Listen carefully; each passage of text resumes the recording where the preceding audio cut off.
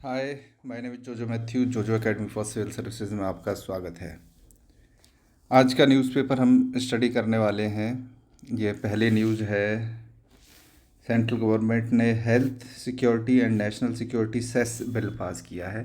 इसमें जो demerits goods हैं उन पे सेंट्रल गवर्नमेंट सेस लगाएगी। ओके, तो it will not be a part of divisible pool.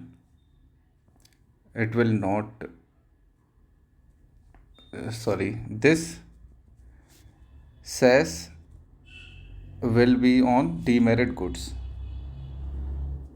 Demerit goods ये हम कल डिस्कस कर चुके हैं, डीमेरिट गुड्स क्या होते हैं, और इन पर ये सेस लगाया जाएगा। सेस है then this will not be a part of divisible pool. Okay, divisible pool. और डिविजिबल पूल क्या होता है, ये मैंने बताया था, नेट टैक्स प्रोसीड्स का 41% स्टेट्स को जाता है, स्टेट्स को जाता है। ओके, इसको डिविजिबल पूल बोलते हैं। सेस डिविजिबल पूल का पार्ट कभी नहीं होता है, ये चीज़ आपको पता होना चाहिए।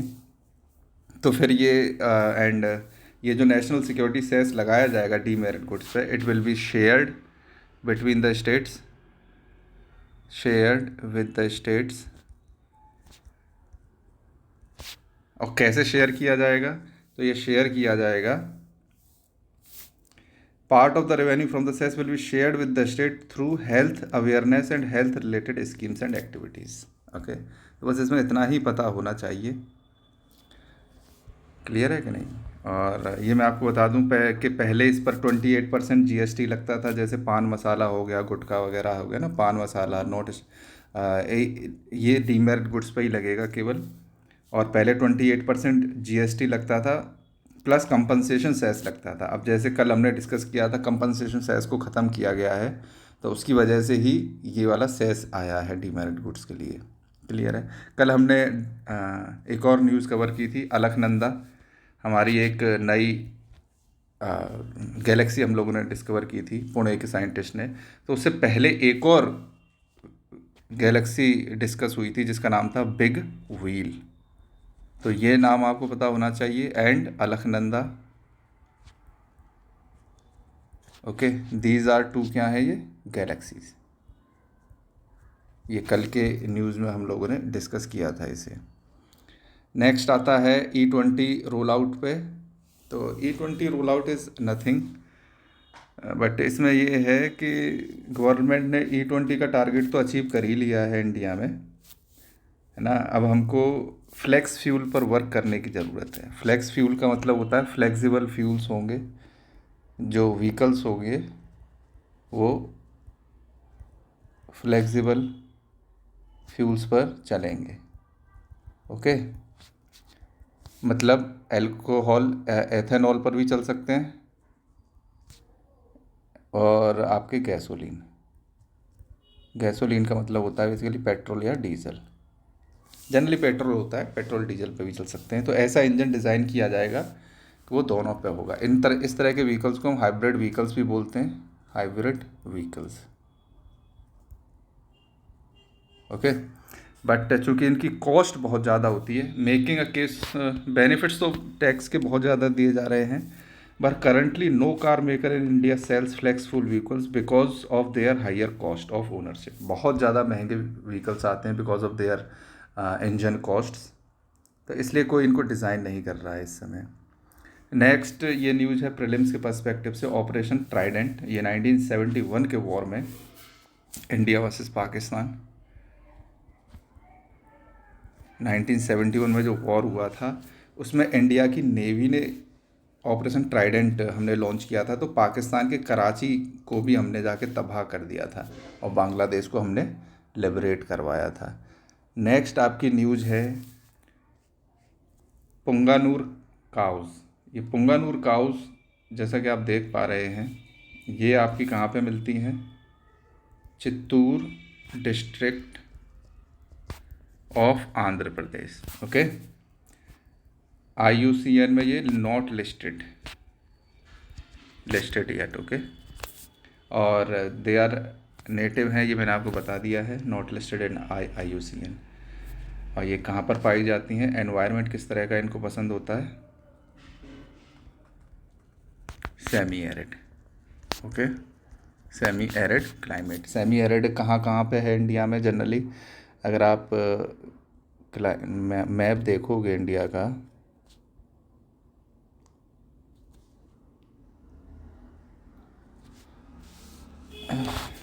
Sorry, suppose this is the map,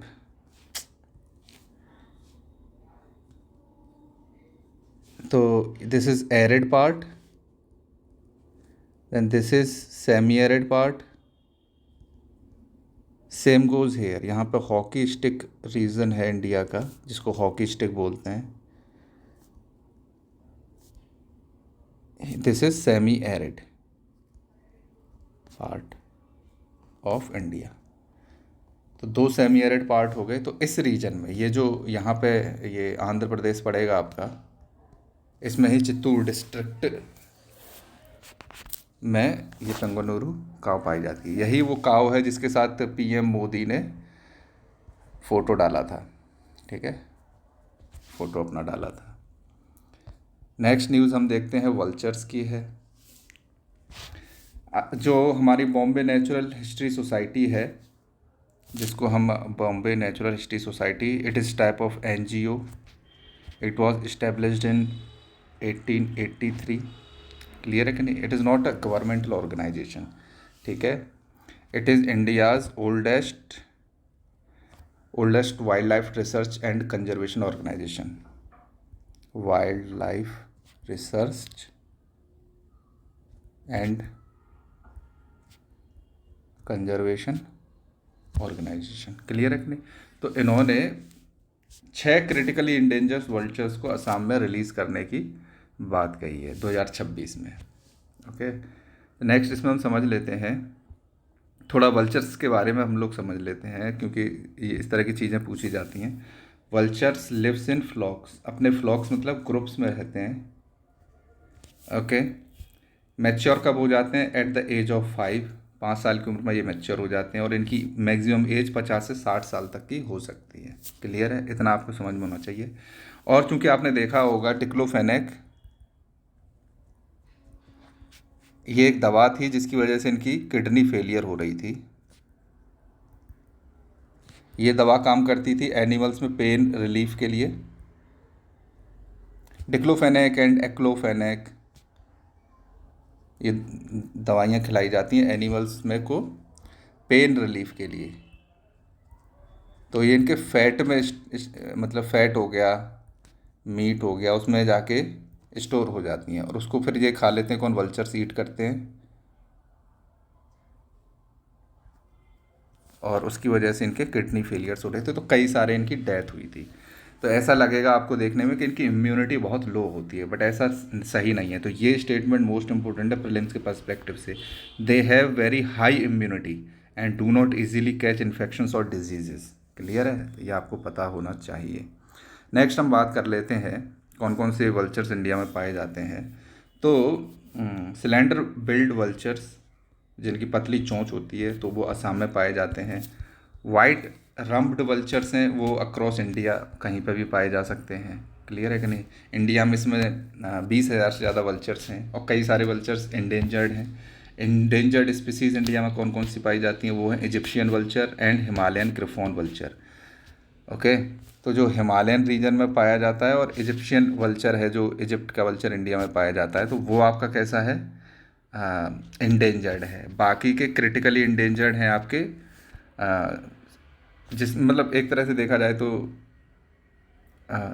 3 अक्षर का नाम जो होता है ना, रेड हेडेड वल्चर, एक हो गया, 2 हो गया, 3, तो 3 वर्ड्स के नाम वाले वल्चर्स क्रिटिकली इंडेंजर्ड हैं।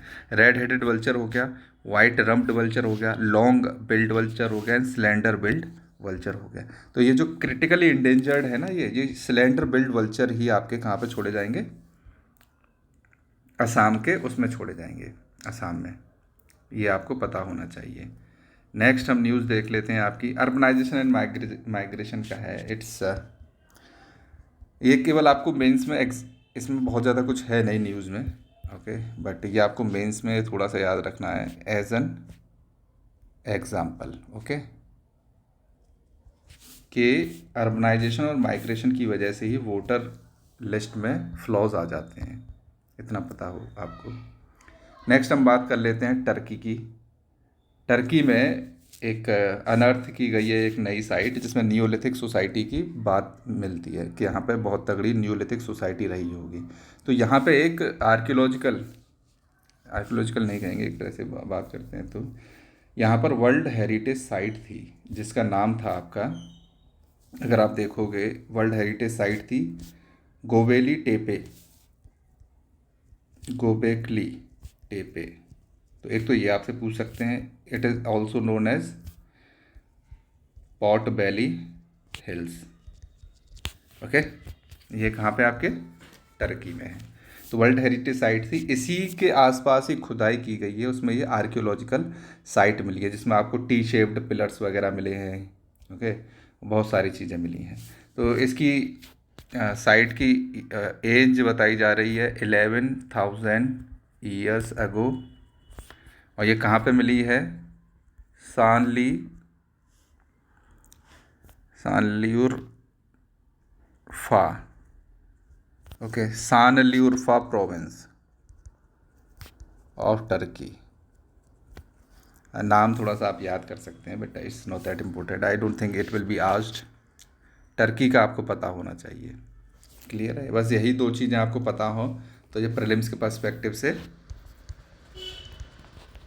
आप इसको देख सकते हैं।